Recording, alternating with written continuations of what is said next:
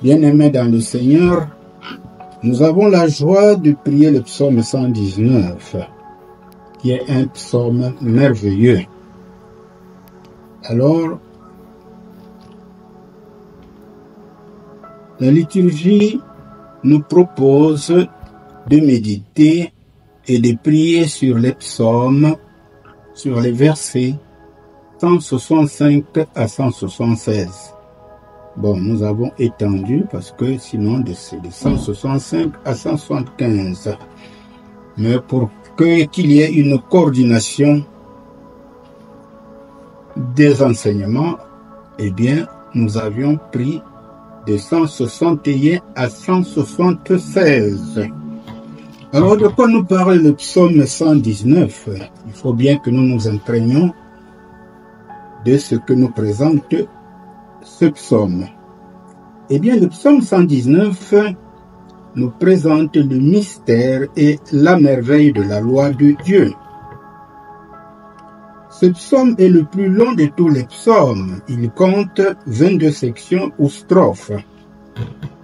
Et chaque strophe a 8 versets. Alors, il passe en revue les différentes vertus de la parole de Dieu et de ses merveilles. Son concept est très élaboré et très solennel. L'éloge de la loi divine que fait ce psaume est entremêlé des prières, des supplications, d'actions de grâce.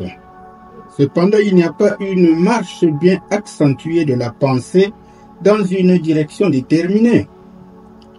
Plusieurs exégètes pensent que sa composition date du temps du sacrificateur et scribe Esdras, au moment où il travaillait à recueillir les écrits sacrés et à remettre la loi de Dieu au centre de la vie des Israélites revenus d'exil. Une lecture sommaire des livres d'Esdras et de Néhémie peut aider le lecteur à comprendre l'atmosphère qui a prévalu au retour de l'exil, notamment pendant la reconstruction du temple et des murailles. L'arrivée d'Esdras a vraisemblablement suscité le réveil et le renouveau spirituel. Dans ses prières fréquentes, le psalmiste emploie plusieurs mots différents mais ayant un sens approximatif pour décrire ou désigner la parole de Dieu.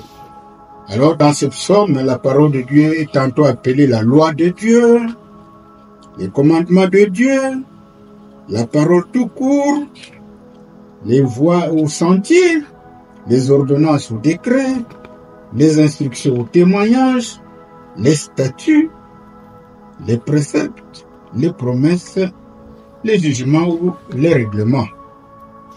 Alors, dans ce texte, nous voyons avec quelle ardeur et quelle persévérance le psalmiste s'applique à la compréhension de la loi de Dieu, loi qui règle sa vie et sa conduite et lui donne espérance et paix.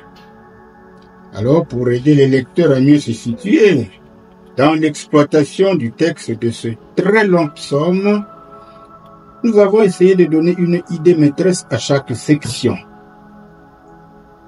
Idée qui n'est peut-être pas la plus expressive, mais que le lecteur peut toutefois reformuler personnellement.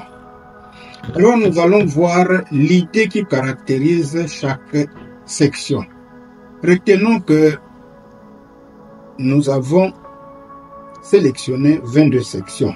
Il y a 22 sections pour ce psaume. Alors nous allons vous donner brièvement le titre de chaque section. Section ou strophe. Les 8 premiers versets nous disent « Heureux ceux qui vivent selon la loi de Dieu ». Ça, c'est la première section. Les versets 9 à 16 nous parlent de ceci. Dès sa jeunesse, on doit se conformer à la parole de Dieu et la sceller dans son cœur pour ne pas pécher.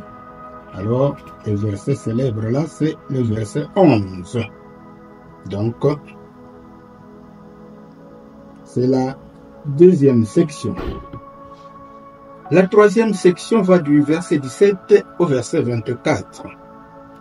Ouvre mes yeux pour que je contemple les merveilles de ta loi, et ce, malgré le mépris de mes adversaires.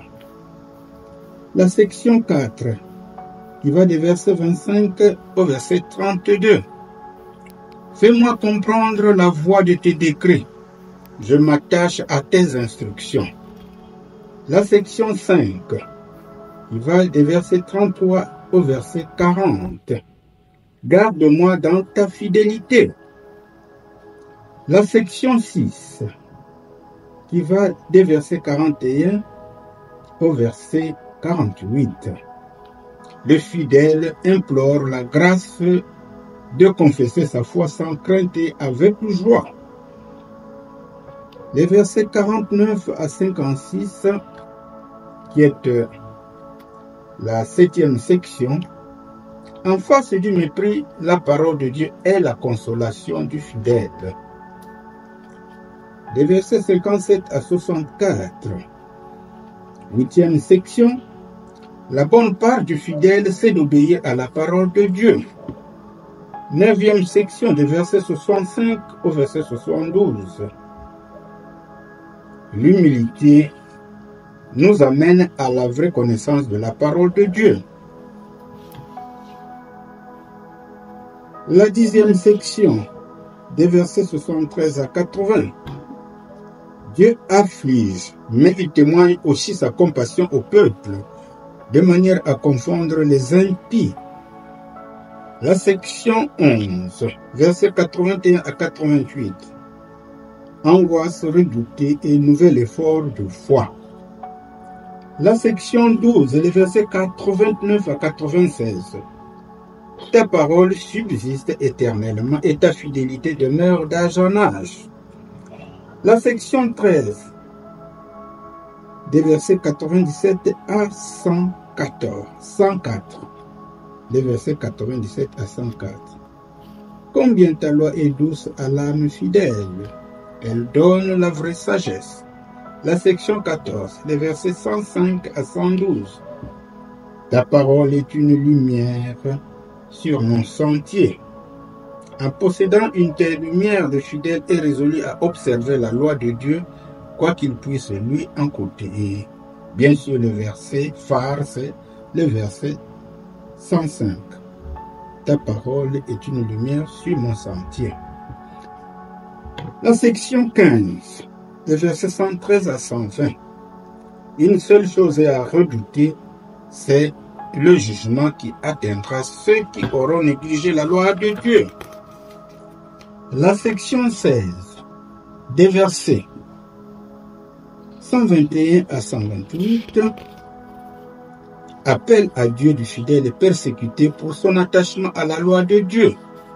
La section 17, des versets 129 à 136. Le fidèle s'émerveille des lois de Dieu et les désire pour ne pas pécher, et s'afflige de voir les enseignements de Dieu méprisés. La section 18, les versets 137 à 144. Les instructions du Seigneur sont justes et constituent une consolation pour le fidèle dans la détresse. Les versets 145 à 152, 19e section. Écoute mon ardente prière, Seigneur. Les versets 153 à 160. Fais-moi vivre, délivre-moi et sauve-moi. Les versets 160 à 168. Au milieu des persécutions, ta parole est ma joie. Enfin, 22e section, les versets 169 à 176. Que mon cri parvienne jusqu'à toi. Alors, mes bien-aimés, comprenez que la partie qui va faire l'objet de notre prière, c'est les psaumes 160 et les versets 161 à 176. Donc, les deux dernières sections, section 21 et section 22.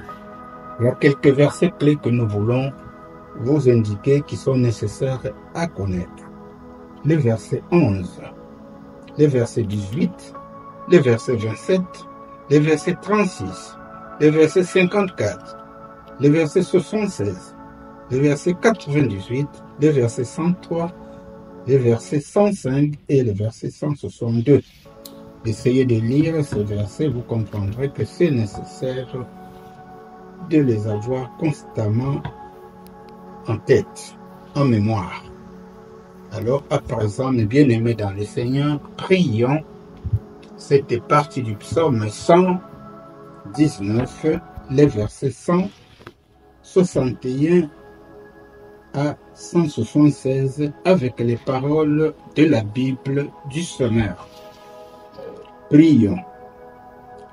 Sans raison, tes puissants me persécutent, mais je ne tremble qu'à ta parole. Je fais ma joie de ta parole comme celui qui trouve un grand trésor. Mais je hais le mensonge, je le déteste, et c'est ta loi que j'aime. 7 fois par jour, je redis tes louanges à cause de tes justes lois. Grande est la paix de celui qui aime ta loi. Aucun obstacle ne le fera tomber. Je compte sur toi, Éternel, pour me sauver, et je suis tes commandements. J'obéis à tes ordonnances, car je les aime infiniment. Je suis fidèle à tes préceptes et à tes ordonnances. Tu vois comment je me conduis en toutes choses.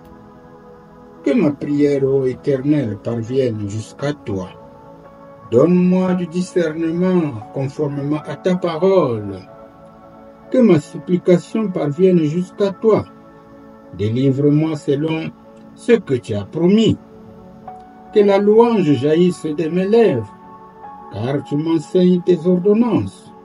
Oui, que ma langue célèbre ta parole. Tous tes commandements sont justes. Par ta puissance, viens à mon aide, car j'ai choisi de suivre tes prescriptions. Je désire ardemment que tu me sauves, ô Éternel. Ta loi fait mes délices.